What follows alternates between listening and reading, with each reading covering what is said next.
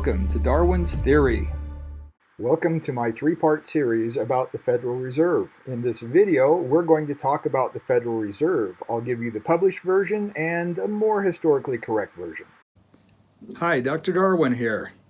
I think it's time that we spend a little bit of time talking about the Fed, the banking system, and how this thing works. Right now we are hearing a lot in the news about what the Fed is doing and how it's trying to do things. I don't know what kind of news you're listening to, but the news that I'm hearing is not positive in my opinion. So I really do want to talk about what this Fed central bank is, how it affects you, and what it is that you may want to consider going forward to deal with this. So we're going to start off right away talking about the Federal Reserve. To start with, I'd like to spend just a little bit of time giving you some background on the Federal Reserve. And I've got two completely opposite points of view on this, and I will make comments as we go along. But let's start out with just something very simple. What does Wikipedia say about the Fed? The Federal Reserve System, also known as the Federal Reserve or simply the Fed, is the central banking system for the United States of America. It was created on December 23rd, 1913, with the enactment of the Federal Reserve Act. Now, you see that date? December 23rd. What is it that you know about Congress and holidays? Nobody's there, right? So this was enacted kind of, under the wire, if you want to look at it that way. One of the things that President Wilson said after he had signed this is he said he basically had signed the death knell for the United States by signing this bill. So we'll talk about that a little bit more.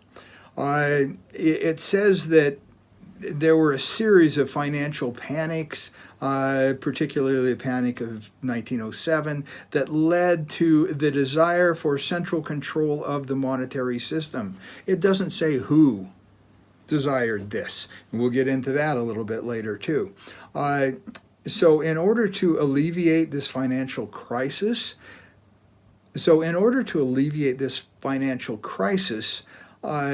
they created this central bank. And over the years, events, Great Depression, 1930, Great Recession in the 2000s, have led to an expansion of the powers of the Fed.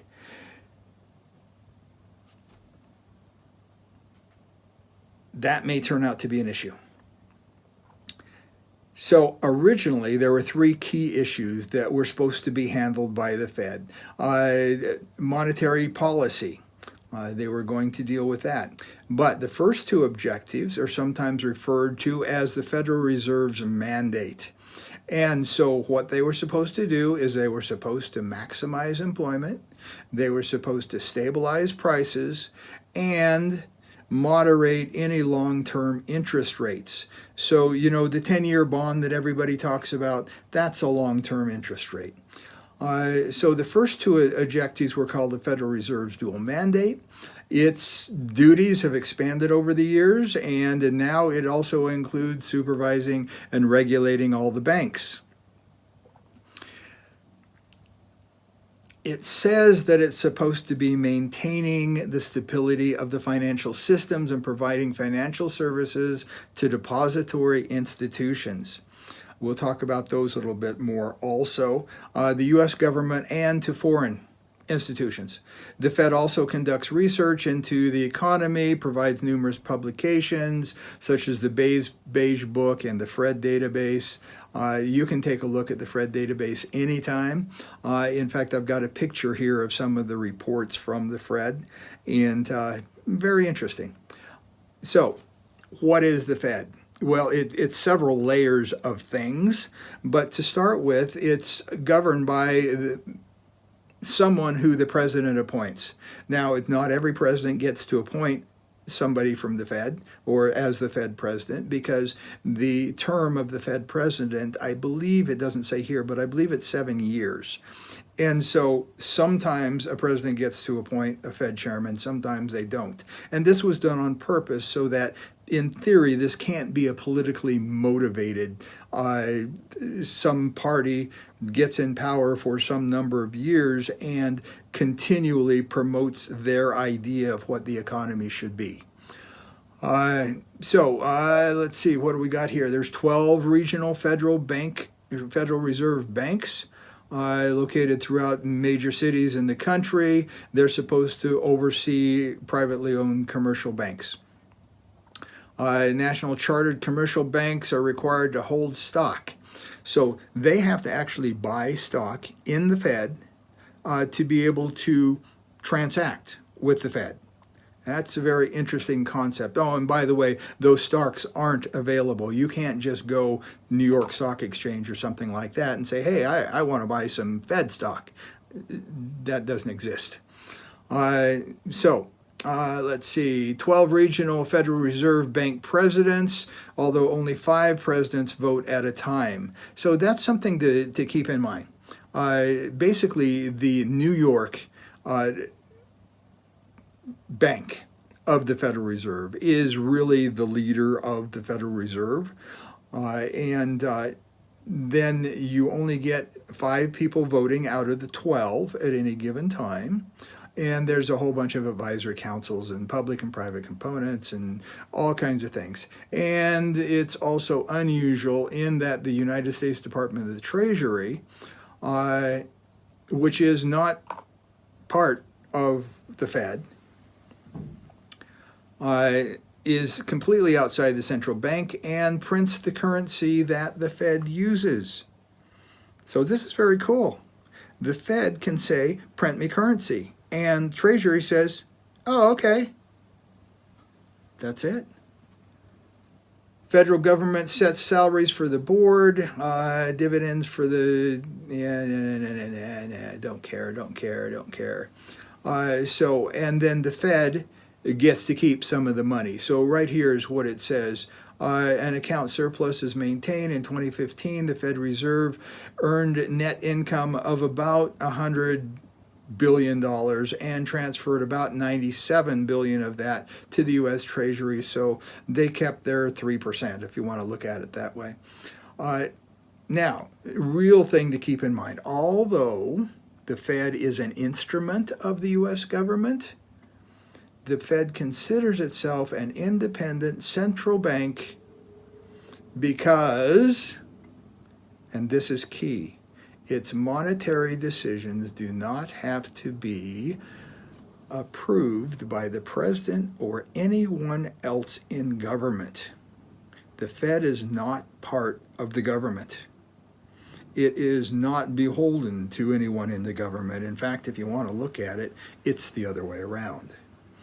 And so they can make any decision they want, they can do anything they want, and nobody in government can say anything about what it is that they do. Let's see, what else does it say here? It don't have to be approved. It does receive funding appropriated by Congress, and obviously it doesn't need it. But in terms of the memory, members of the board span multiple presidents, and I already talked about that. So let's run down here real quick and see if there's anything else here. The real motivation for creating the Fed in the first place was people were panicked. Back in the late 1800s, well, actually even before that, all the way through the 1800s, and up until the banking crisis of 1907, banks failed all the time. And the reason the banks failed, so think about this. What does a bank do with your money? It puts it in a vault, right? And just lets it sit there, right? No. The instant you give a bank money, it goes somewhere else. It goes into an investment, it goes into a loan, it goes into a credit of some sort. Your money doesn't stay in that bank. Okay, and that's a really important distinction to understand, because then the people who have accounts on the bank have that ability to walk in and say, I want my money. And the bank then has two choices. I'm sorry, we don't have enough money sitting in the vault right now. We can't give you your money. Or they can give you your money. Now, I'm going to get into this a little bit later. And by the way, this is probably going to be a fairly long thing. I'm probably going to break it up into one or two because it's really important for you to understand how this works and how the Fed works. So I'll come back to that in a minute. But the Federal Reserve Act in 1913 created the Fed. Current functions of the Fed include, so here we go. Address the problems of the banking panics. Okay, so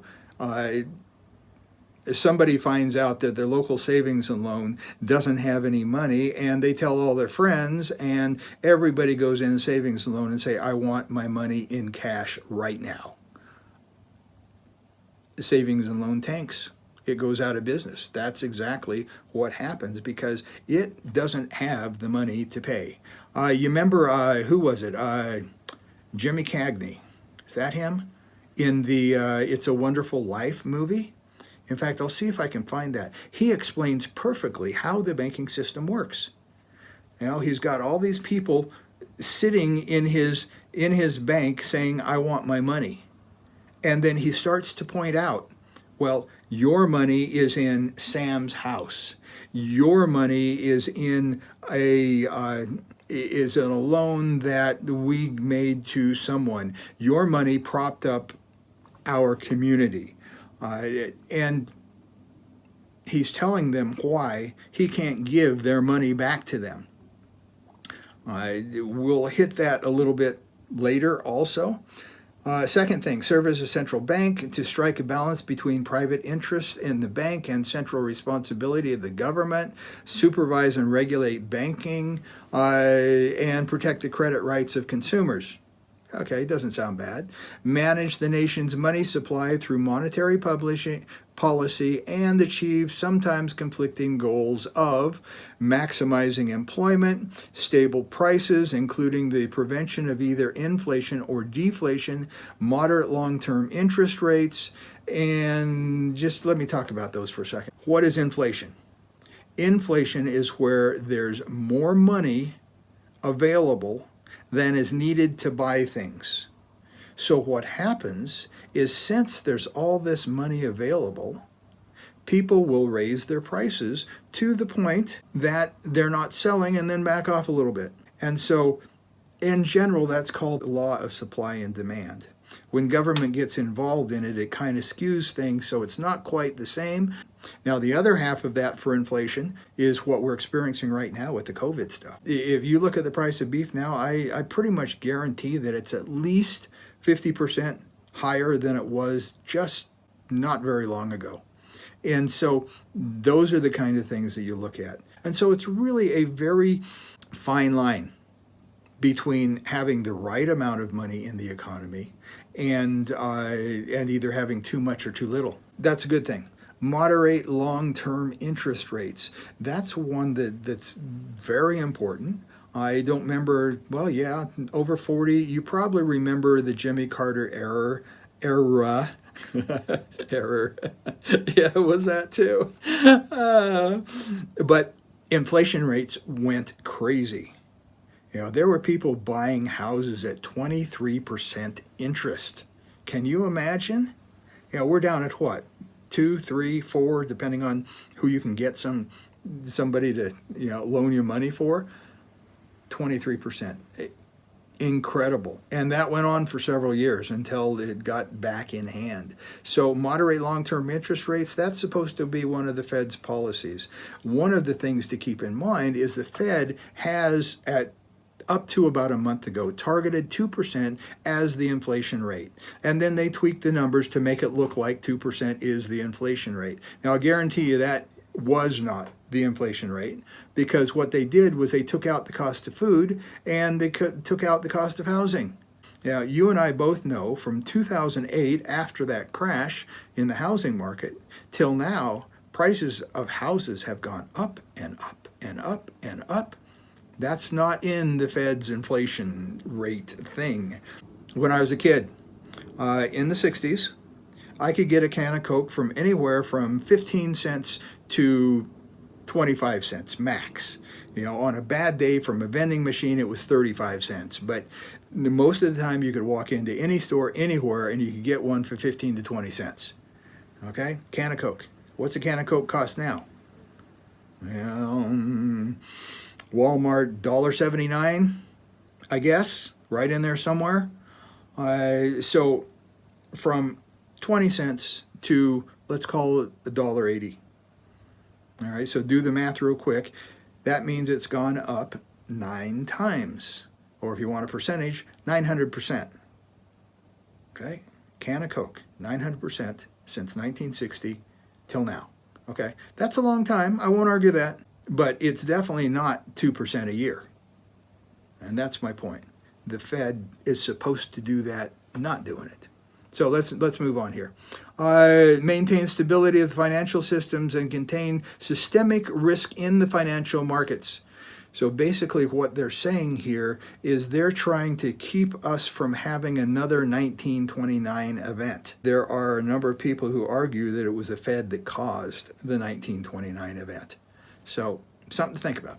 Okay, provide financial services to depository institutions, U.S. government, foreign institutions, facilitate exchange of payments among regions, correspond liquidity needs, and strengthen U.S. standing in the world economy. All right.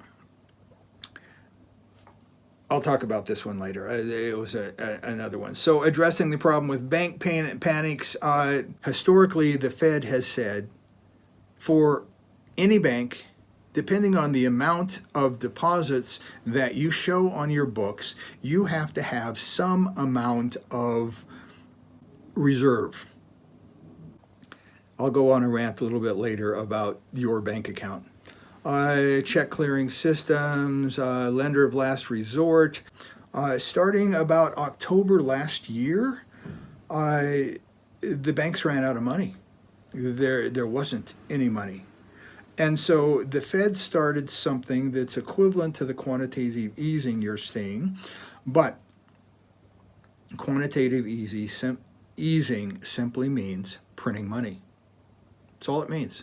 So the Feds go out and print money literally out of thin air, and then they sell it to the banks.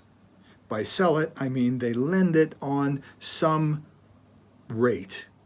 And so the Fed rate for the banks is significantly lower than you'll ever see, but it's very close to zero right now. And because of that, almost every night since October, the Fed has created billions, 50, 100, 200, whatever was needed by the banks for being able to function the next day. And it has lended that money, it has lent that money to the banks on a continuing basis. Okay, and we'll talk about the Fed balance sheet here in a couple minutes.